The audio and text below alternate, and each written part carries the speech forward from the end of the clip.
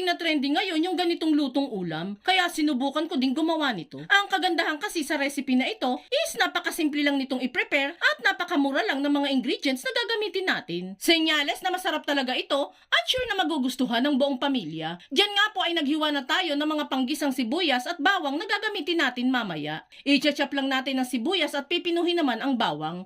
Sunod naman natin ang tokwa na hihiwain lang natin sa maliliit na cubes. Bali 2 tokwa lang po ang gagamitin natin para sa reseping ito. Pagkatapos i-chop ay set aside muna yan at ipiprepare ko naman itong pechay. 2 bungkus lang po ng pechay ang gagamitin natin dito guys. Pwede nyo din po yung dagdagan para mas marami kayong maluto at ma-serve sa pamilya. Bali pagbubukurin ko lang po ng lagayan ang na-chop kong tangkay at ang dahon ng pechay. Paghihiwalayin ko po kasi ang luto niyan mamaya. Mas matigas po kasi ang tangkay nito compare sa dahon. Kaya need natin yung paghiwalayin ng luto. And last kong ipe-prepare ay itong mga itlog. Magbabasag lang ako dyan ng 3 medium size na itlog at saka babatihin.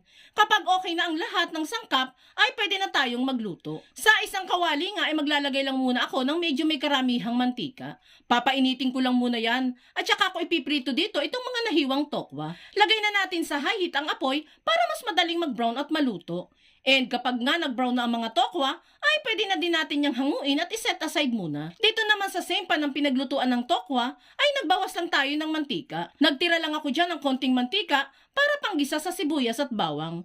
Sutay lang natin yan hanggang sa lumabas na ang bango nitong mga aromatics. Kapag nga nagisa na yan, ay pwede nang ilagay dyan ang 2 lata ng sardinas. Durug-durugin na din natin yung mga isda habang niluluto natin ito. At kung nakaabot ka sa part ng video nating ito, it means na interesado ka sa ulam recipe na sinishare natin ngayon. At kung sakali pong magugustuhan mo ito, pwede po bang pakipusuan mo naman ang video natin? At mag-iwan ka na din po ng comment na, amazing ulam recipe! Maraming salamat po! Diyan nga po ay sinama na natin sa paggisa yung tangkay ng ating pechay. Sabi ko nga po kanina, medyo matigas ang mga iyan, kaya uunahin na natin yung lutuin. Maglalagay na din po tayo dyan ng tubig na ibabanlaw ko muna sa lata bago ilagay dito sa niluluto. Nandiyan pa po kasi yung mga natitirang sauce ng sardinas. Sayang din naman po yan, di ba? Then saka natin isunod ang mga pampalasa. Maglalagay lang ako dyan ng patis, vetchin or seasonings at paminta. Haluin lang hanggang sa humalo ng maigi ang mga pampalasa. And kapag kumukulo na nga itong niluluto, ay ilalagay ko na din po dyan ang dahon ng pechay. Haluin at lutuin lang natin ito hanggang sa umimpis na yung pechay na inilagay natin. Then saka ko naman dyan isusunod yung mga napritong tokwa.